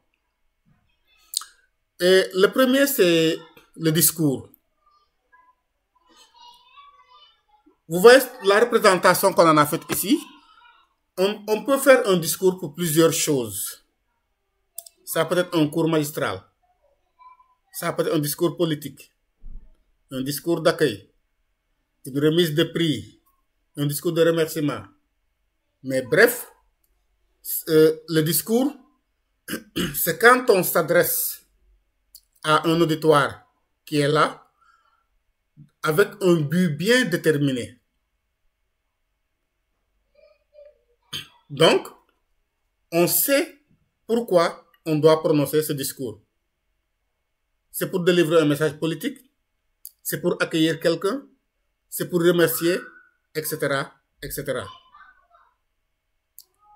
Donc, le discours dépendra de l'auditoire. Deuxièmement, le discours dépendra du sujet que vous allez traiter. Troisièmement, le discours dépendra de votre objectif. Qu'est-ce que vous visez à travers le discours? Et enfin, le discours dépendra du temps qu'il vous est imparti et du lieu. Donc, ces 5 éléments sont à prendre en compte quand on doit faire un discours. L'auditoire, c'est qui? Il est composé de quel genre de personnes? Quel est le sujet à traiter? Quel est votre objectif? Vous devez prononcer le discours pour combien de temps? Et ce sera dans quel lieu? Parce que le lieu également est important. Vous ne pouvez pas prononcer par exemple un discours politique devant un auditoire apolitique. Donc c'est pourquoi l'auditoire et le lieu est important. Un discours, on le fait pour passer des informations sur un sujet donné. Ou bien pour faire passer tout simplement des éléments, mais sans chercher à approfondir. On fait un discours pour faire savoir quelque chose, pour convaincre, pour persuader, ou tout simplement pour émouvoir. On peut faire un discours pour émouvoir une personne. Et c'est quand on fait dans la manipulation, par exemple, qu'on fait ces sortes de discours. Donc, pour émouvoir la personne, pour vraiment atteindre son cœur. Donc, quand on parle souvent de discours, on se dit que c'est un message, bien sûr, mais qui consiste à développer devant une audience, en utilisant donc le verbe pour exposer quelque chose, pour persuader, pour convaincre, pour démontrer, etc. Mais la spécificité du discours, c'est qu'il n'y a pas une trop grande technicité. C'est différent de la conférence. C'est différent du grand oral. Donc, les personnes présentes ne sont pas là peut-être pour entendre de très grandes démonstrations, mais juste pour avoir des informations sur un sujet bien déterminé. Pour faire un bon discours, il est essentiel de suivre ces étapes, tant qu'on peut le faire. Qu'est-ce que je veux dire? Si vous ne savez pas ce que vous voulez dire, ce n'est pas la peine d'aller faire votre discours. Qu'est-ce que je veux dire? Quel est mon message principal? C'est important. C'est important de savoir quel est le message principal que vous voulez délivrer. Mais en délivrant ce message, c'est quoi votre objectif? Est-ce que vous voulez pousser les personnes, par exemple, je dis n'importe quoi, à adhérer à votre fondation? Est-ce que vous voulez que ces personnes, je ne sais pas moi, adhèrent à votre association? C'est quoi votre objectif? Est-ce que c'est juste pour informer ou bien c'est pour convaincre? Ou bien juste pour donner des éléments d'information? Est-ce que c'est un discours de sensibilisation? Par exemple, un RH peut prononcer un discours devant son personnel pour sensibiliser, par exemple, sur tel ou tel autre domaine de l'entreprise. Il peut prononcer un discours ou elle peut prononcer un discours pour motiver son personnel ou pour le rassurer parce qu'il y a une inquiétude par rapport à tel domaine de l'entreprise.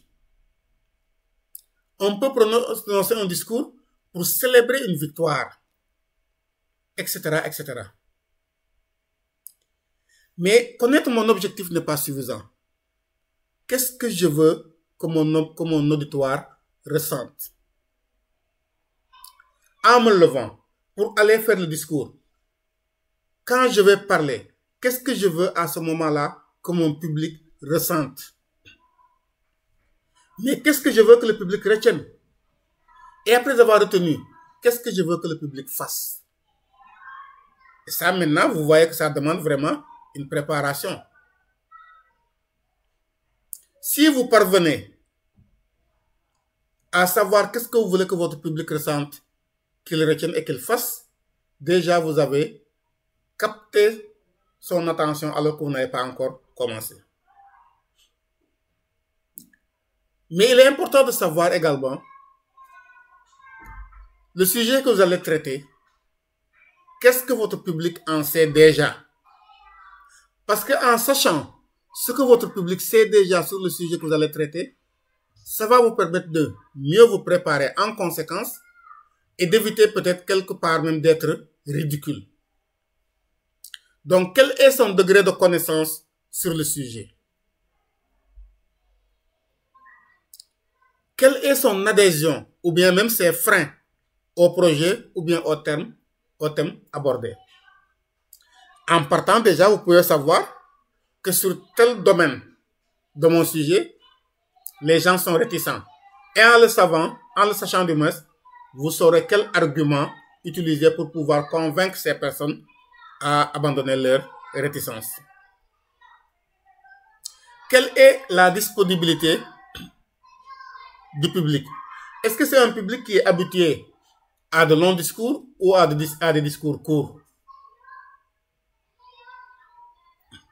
Je me rappelle quand j'étais dans une certaine ONG, on devait inaugurer un centre de couture, coiffure, etc. pour les jeunes filles que nous encadrions. Et je devais faire un discours. Alors quand j'ai terminé, un collègue m'a dit, non vraiment ça c'est pas un discours, mais c'est un 12 cours. Donc il me charité pour me dire, c'est un 12 cours. Tout juste pour me dire que le discours a été trop long. Et d'habitude, il y a une frange de la société qui ne sont pas habitués à de longs discours. Vous venez, vous dites l'essentiel et vous partez. Tandis qu'il y a d'autres qui peuvent rester là à vous écouter. Donc, vous devez savoir quelle est la disponibilité de votre public. Parce qu'il n'y a rien de plus désagréable que de parler et que les gens se lèvent un à un pour partir. Et si c'est des personnes qui ne sont pas habituées à des discours longs, c'est ce qui risque de vous arriver. D'habitude, quel est le vocabulaire ou bien les références du public? Je donne un exemple comme ça. Par exemple, vous devez parler à un public à 100% mouride. Vous devez savoir quel est le vocabulaire qu'utilisent d'habitude les mourides. Vous devez savoir quelles sont les références des mourides. Donc, en donnant des exemples, donnez des exemples qui relèvent donc du mouridisme, qui relèvent de Cheikh Ahmadou Bamba, etc., etc. Ils vont beaucoup plus vous percevoir, beaucoup plus vous écouter, beaucoup plus vous entendre. Si vous parlez devant un public mouride, par exemple, bon, je donne l'exemple des mourides parce que j'ai beaucoup d'amis mourides, et vous ne donnez que des citations qui relèvent de la chrétienté. Mais là, on ne va pas vous écouter. Même s'ils ne sont pas contre les chrétiens, mais c'est parce que ce n'est pas leur référence. Ce n'est pas le vocabulaire qu'ils comprennent. Au lieu de dire par exemple Dieu soit loué, mais dites Akassa. Hein? Donc, et là vous êtes beaucoup plus perçu. Parce qu'il y a une trop grande distance entre vous et votre public. Si les citations, les références ne sont pas de leur milieu, vous avez des problèmes pour être écouté. Si c'est trop technique également, vous avez des problèmes pour être écouté. Donc, combien de temps doit durer le discours? Vous devez le savoir avant de partir. Et c'est pourquoi quand les gens font un chronogramme, ils mettent le temps que doit durer chaque prise de parole. C'est important. Malheureusement, au Sénégal, on ne sait pas respecter les chronogrammes. Donc, vous devez noter toutes les idées qui vous viennent pour ne pas les oublier. Quel est mon fil rouge? Le fil rouge, du moins, j'y reviendrai. C'est vraiment la limite où vous devez vraiment avoir beaucoup de tact. On y reviendra. Donc, je disais qu'il faut noter toutes nos idées pour ne pas les oublier. Et une chose importante, l'introduction et la conclusion doivent avoir presque la même longueur. Donc, en écrivant votre introduction ou bien en pensant à votre introduction, pour ceux qui n'écrivent pas, pensez d'abord à votre conclusion. Avoir une entrée en matière impactante. Dès la première prise de parole, tac, vous devez attirer l'attention. Les gens doivent dire « Waouh !» Mais, évitez de faire entrer en matière après dans des... À qui mon fou me. Donc, l'introduction est extrêmement importante parce que c'est ça qui va faire que l'intérêt de l'auditoire va être suscité. Elles doivent être brèves et impactantes. L'introduction et la conclusion. Pas de longue introduction, pas de longue conclusion, mais elles doivent vraiment avoir de l'impact sur l'auditoire. Dans le discours, vous devez trouver les bons arguments pour convaincre. Et il faudra donc y réfléchir avant de partir prendre la parole. Et pour trouver les discours, les bons arguments pour convaincre, vous devez maîtriser votre sujet. Vous devez connaître votre auditoire, comme je l'ai dit tout à l'heure. Vous devez savoir leur connaissance du sujet. Et c'est ça qui va vous permettre de pouvoir avoir les bons arguments pour pouvoir les convaincre. Et ensuite, maintenant, rédigez vos discours. Bon, je pense que c'est Aremata qui disait que elle ne rédige pas ses discours. Vous êtes comme moi. C'est bien, mais dans certaines circonstances, il faut faire très attention. C'est des fois bon de se préparer, de rédiger le discours et de le mettre quelque part. Au cas où vous flanchez, vous reprenez votre papier et vous faites votre discours. Réfléchissez à quelle métaphore vous devez utiliser. Quels exemples vous devez utiliser devant l'auditoire. Parce que si vous utilisez des métaphores ou des exemples qui sont par exemple en contradiction avec la foi de l'auditoire, avec la culture de l'auditoire, avec le vécu de l'auditoire, vous allez vous fourvoyer. Donc, réfléchissez très bien à quel exemple vous allez donner. D'où l'importance, comme je disais tout à l'heure, de faire cette visualisation mentale la veille avant de partir. Dans la visualisation, on n'a pas besoin d'écrire. On prend juste des images de notre discours qu'on amène du début à la fin. Alors, certains pensent que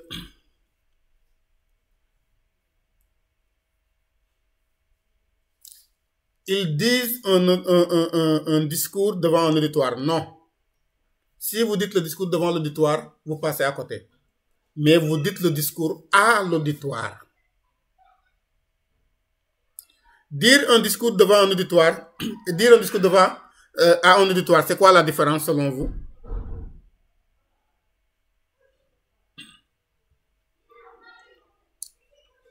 C'est quoi la différence?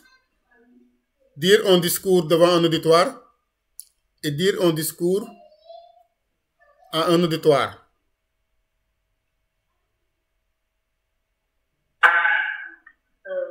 Oui, Leïssa. On va essayer, monsieur. Dire un discours à l'auditoire, c'est d'essayer à ce qu'il s'approprie de votre message. Et quand vous le dites devant l'auditoire, c'est comme si vous faites passer juste un message et après les gens, ils peuvent ne pas même pas capter. Hein. Très bien. Donc, quand on dit donc un discours, oui, Maïmouna, allez-y. Oui, merci. Bonsoir à tous. Bonsoir. Ben, je vais dire comme Leïssa, dire un discours devant l'auditoire, c'est faire passer juste un message. Mais dire le discours à l'auditoire, ça aussi, c'est un autre art. On peut bel et bien maîtriser son sujet, bien préparer son discours, mais quand on le dit devant l'auditoire, on fait juste passer le message. Mais quand on le dit à l'auditoire, on capte l'auditoire et on essaye de garder l'auditoire attentif durant tout le discours. Merci beaucoup. Merci. Donc, on communie avec l'auditoire. Très bien, c'est ça. Donc, quand on dit un discours devant un auditoire, ben, c'est comme si on faisait du cinéma. Hein. On vient, on parle souvent pour soi-même. Bon, est-ce que l'auditoire écoute, il n'écoute pas, est-ce qu'il est imprégné? C'est pas mon problème. Par contre, quand je dis un discours à un auditoire, je lui parle. Je le touche. Je communie avec l'auditoire. Je reçois les feedbacks. Donc, je mets vraiment du sien ou du mien dans ce que je suis en train de dire à l'auditoire. Et là, on peut maintenant mettre en valeur notre discours en utilisant des formules, des images, des métaphores, donc, qui vont éveiller l'imagination. C'est très important d'utiliser des images, des métaphores. Et ça va permettre à l'auditoire d'être éveillé et de pouvoir toujours me suivre. Maintenant, avant de vous lancer, une chose importante, utilisez toujours des verbes d'action pour rendre le discours dynamique et attractif. Parce que si ce n'est pas un verbe d'action, c'est trop passif, c'est trop mou. Utilisez un langage positif et rassurant. Positiver. Positiver. On doit sentir dans ce que vous dites du positif. On doit sentir de l'encouragement. On doit sentir un mindset qui est vraiment fort, très fort, un mental fort. Quand les gens vont t'écouter, au lieu de se rabaisser carrément, ils doivent être comme des personnes qui ont été punchées. Vraiment, mettez tout votre positif dans ce que vous êtes en train de dire. Autant que faire se peut, évitez les jargons.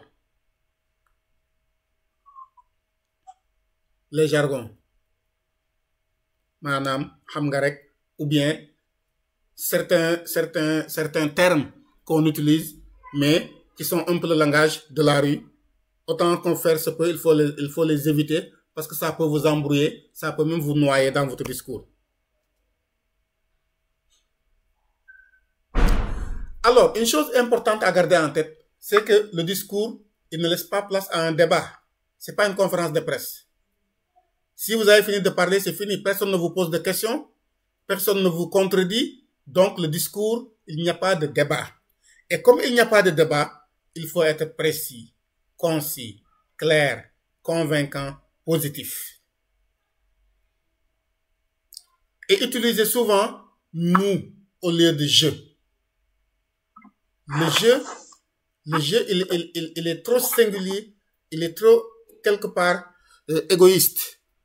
Mais le nous est plus engageant. Donc, utilisez, autant que vous pouvez le faire, le nous à la place du je. Maintenant, la conférence. c'est Boileau qui disait que ce que l'on conçoit bien s'énonce clairement et les mots pour le dire arrivent aisément. Très bien. Mais si vous allez à une conférence, vous ne savez pas ce que vous devez dire, vous l'avez mal conçu, vous allez, durant toute la conférence, dire, bon, oui, c'est-à-dire que vous savez, mais oui, du blabla. Et vous allez avoir le nez dans votre copie. Donc, vous allez suer sur votre copie, comme on le dit souvent. Il arrive que des conférenciers suent sur leur copie parce qu'ils se sont mal préparés. Donc, l'objet de la conférence, c'est de diffuser des informations. Mais à la seule différence avec le discours, que les informations qu'on diffuse dans la conférence, c'est que nous sommes un expert là-dessus. Un conférencier, en général, c'est un expert dans le domaine sur lequel il fait la conférence. Et son auditoire est beaucoup plus large. Son auditoire est plus large. Les sujets également sont différents du sujet du discours. Parce que là, ça peut être des sujets d'ordre littéraire, scientifique, artistique, etc., etc. Donc, dans une conférence, celui qui parle, donc l'orateur, utilise ce qu'on appelle le mode descendant. Donc, il transmet ses connaissances, son expertise, son savoir, son expérience sur son auditoire. Donc, il utilise le mode descendant. Soit il est placé sur une estrade, il est debout, ou bien il est placé carrément décalé de l'auditoire, même s'il est assis devant une table, mais on se rend compte qu'il y a vraiment une certaine ascendance de celui qui fait la conférence, du moins pour le moment où il est en train de faire la conférence.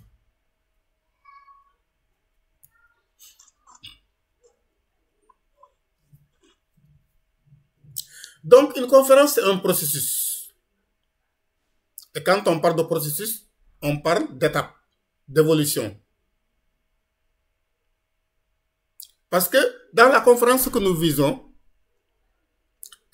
c'est de prendre l'auditoire, celui qui m'écoute, et de l'amener ou l'inciter à aller dans un endroit qu'il ne connaissait pas. Quand on parle d'endroit qu'il ne connaît pas, ce n'est pas physiquement, mais c'est dans l'esprit. Et pour cela, donc, il faut sécuriser l'itinéraire pas à pas pour ne pas perdre le chemin. Nous disait donc Ted, donc, qui est un grand coach de développement personnel. Donc, il faut sécuriser là où l'itinéraire par lequel mon auditoire doit passer, il faut le sécuriser. Alors, nous prenons ici donc un exemple de grands orateurs de conférences, comme Ted dont je parlais tout à l'heure, avec une analyse de Didier Chambreton. Et lui, il nous dit, j'ai trouvé ça très intéressant.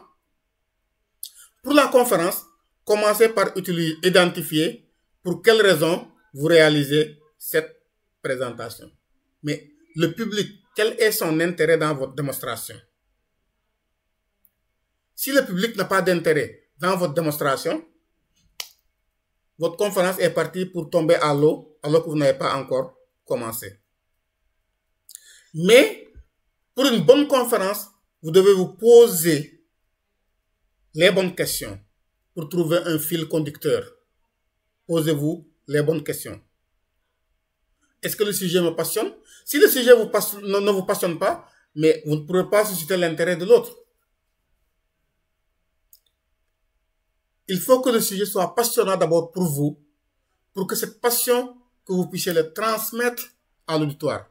Parce que comme disait Hegel, rien de grand ne se fait dans ce monde sans passion.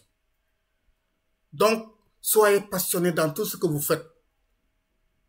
Et c'est pourquoi Confucius disait que si on aime ce que l'on fait, on n'aura plus jamais à travailler de notre vie. La passion, elle est fondamentale dans ce que nous faisons. Dans tous les domaines de notre vie, dans notre travail. Si nous ne sommes pas passionnés par notre boulot et qu'on puisse nous réveiller à minuit, nous demander quelque chose et qu'on puisse le faire sans demander quoi que ce soit, si on n'a pas ce degré de passion, alors le travail est un calvaire pour nous. Donc, la même chose également pour la conférence. Si le sujet ne nous passionne pas, nous ne nous aventurons pas à faire une conférence là-dessus. Est-ce que le sujet suscite la curiosité? Un sujet qui ne suscite aucune curiosité n'intéresse personne. Vous allez faire une conférence là-dessus, vous allez endormir les gens. Est-ce que le sujet apportera quelque chose aux spectateurs?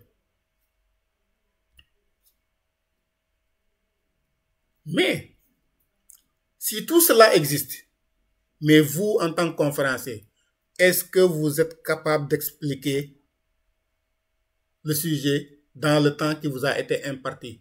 Est-ce que vous en avez la capacité? Mais surtout, en trouvant des exemples adéquats pour étayer votre thèse. Attention! Vous pouvez avoir tous ces atouts, mais ne pas être crédible pour traiter un tel sujet. Si moi aujourd'hui, on me demande de faire une conférence sur quel sujet je peux prendre même, sur un sujet de mathématiques par exemple, mais les gens, surtout ceux qui me connaissent, ils vont dire, mais ils se foutent de nous. Lui, il ne connaît rien en mathématiques. Comment il peut faire une conférence sur les mathématiques? Mais je ne suis pas crédible pour le faire. Donc, ne faites pas une conférence pour faire une conférence. Est-ce que vous êtes crédible pour faire la conférence? Si vous n'êtes pas crédible, votre prise de parole va être un cauchemar pour vous. Parce que tout ce que vous allez dire, les gens vont dire en bas, des sobres, donc ils ne vous croient pas. Parce que vous n'êtes pas crédible. Maintenant, essayez de résumer votre sujet en 15 mots. Essayez de résumer tout votre sujet en 15 mots. Cela va vous aider à susciter l'intérêt de l'auditoire.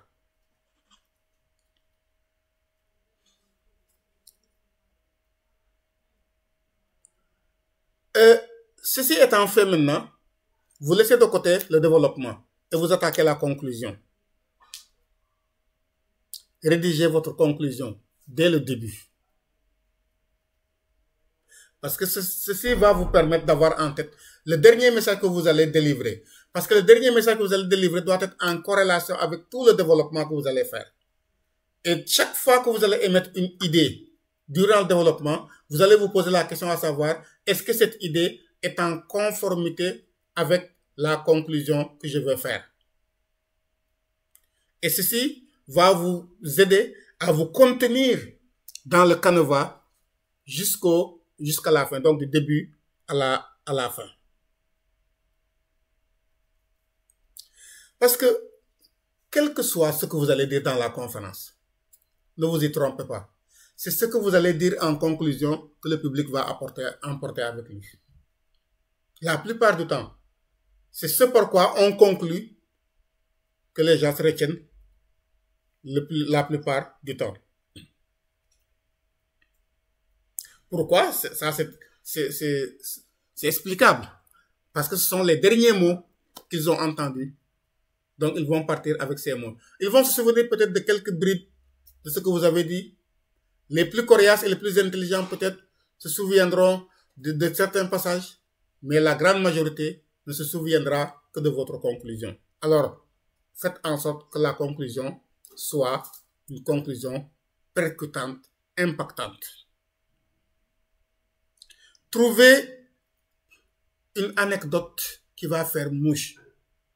Et c'est pourquoi vous devez faire un brainstorming de vos anecdotes. Vous devez faire une sélection de vos anecdotes pour voir, pour tel sujet, quelle est l'anecdote qui va faire mouche. Donc ça, c'est important.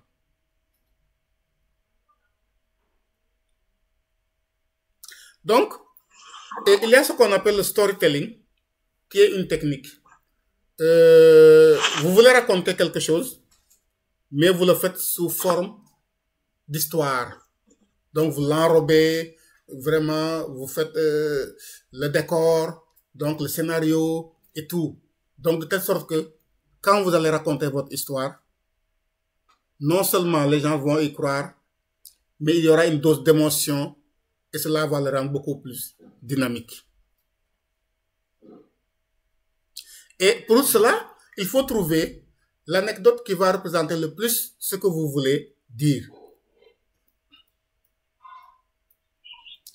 Si vous devez faire une conférence, bon, l'exemple que je devais donner n'est pas bon, sinon parce que les Halpulaar vont couper leur jeûne. Donc, je prends un autre exemple.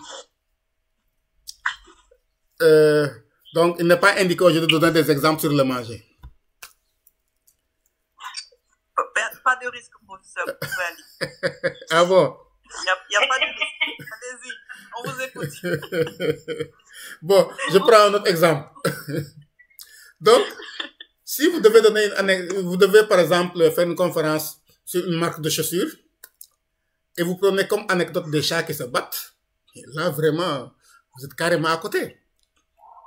Donc, il doit y avoir un lien entre le sujet traité et l'anecdote. Maintenant, il faut incarner votre message. Incarner votre message, c'est qu'à travers vous, on doit retrouver votre message. Vous devez être à l'aise devant l'auditoire. En vous regardant, les gens doivent se représenter un personnage qui est en lien avec votre sujet. Mais ça, on ne l'improvise pas. On y travaille. Enfin, et c'est par là que je vais terminer aujourd'hui, répéter, répéter et répéter encore. Comme disait l'autre, il faut répéter, toujours répéter, beaucoup répéter, encore répéter. Pour paraphraser l'autre. Donc, votre histoire, il faut la répéter, la répéter, la répéter. De telle sorte que quand vous allez la raconter, elle sera naturelle et elle va passer comme lettre à la poste. Voilà, donc il est 18 h. Donc je sais que les grandes dames doivent aller préparer le dogu. Donc je ne vais pas prendre leur temps. On se donne rendez-vous donc demain à la même heure, à 16 h. Bon, maintenant, mon problème, c'est que il va nous manquer 2 heures de temps. Mais demain, Inch'Allah, on verra si on peut avoir 2 autres heures. Comme ça, on aura les 6 heures qu'on avait prévues. Est-ce qu'il y a des questions? En tout cas, merci. Le séminaire est très intéressant. Merci beaucoup. Léopold. Voilà. Donc, merci et à demain, Inch'Allah. Et bon dogo à tous et à toutes. Merci beaucoup. Merci à tout le monde. Au revoir. Merci. Au revoir.